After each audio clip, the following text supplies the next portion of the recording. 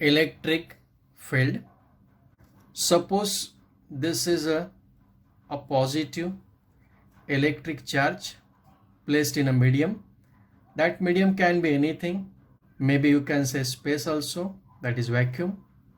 This positive electric charge produces around it what we called as a electric field. As magnet produces magnetic field, electric charge produces electric field around it. Because of this, suppose if I bring a one test charge is always considered as a positive, and the effect produced by the electric field produced by this charge is supposed to be negligible. So suppose if I bring a test charge near to this Q, then this test charge experiences the Coulomb's force. Now why it experiences Coulomb force? Because by placing a charge Q, electric charge Q, a space around this gets modified. The space around this gets modified. That means this space, it produces the electric field, and this electric field act on this charge Q. I repeat, students, when I place a positive electric charge, the space around this gets modified, and because of this, if I bring a unit test charge, it experiences the Coulomb force. So this region around a charge object in which Coulomb's force is experienced by another charge is called as electric field.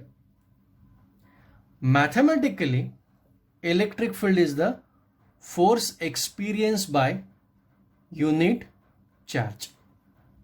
Means electric field, you can say, is equals to force experience per unit charge. So this is positive charge, this also unit positive, unit test charge also positive. So force act in this direction, that is force of repulsion. Electric field is also vector quantity and it is the same direction as that of force. So electric field also in this direction only. Now Coulomb's law, if you remember, suppose distance between these two charges say r, then according to Coulomb's law, in this case 1 upon 4 pi epsilon 0, the product of the magnitude of these two charges, that is q into q, and inversely proportional square of the distance, that is r square, dividing by this q get cancelled. You will get simply 1 upon 4 pi epsilon 0 q upon r square. The direction of electric field as same as that of direction of force. We can indicate it by unit vector. Unit vector, you can use any symbol. Let us, I'll use the symbol r. So unit vector in this case directed from positive charge q to unit test charge. This is, you can write in a vector form. And this intensity of electric field is same at same distance. That means our distance r, this side also you can take distance r, this side also distance r, this side also. So all direction, the effect of electric field in this distance remains the same. Fine.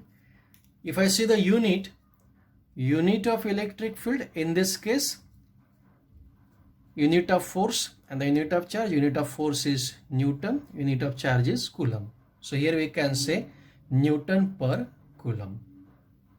I repeat, students, mathematically electric field is defined as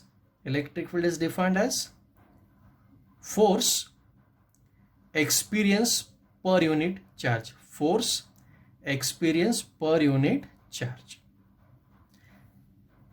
Means if a charge q is placed, the space around this gets modified, and if I bring a test charge in this case, then it experiences the Coulomb's force.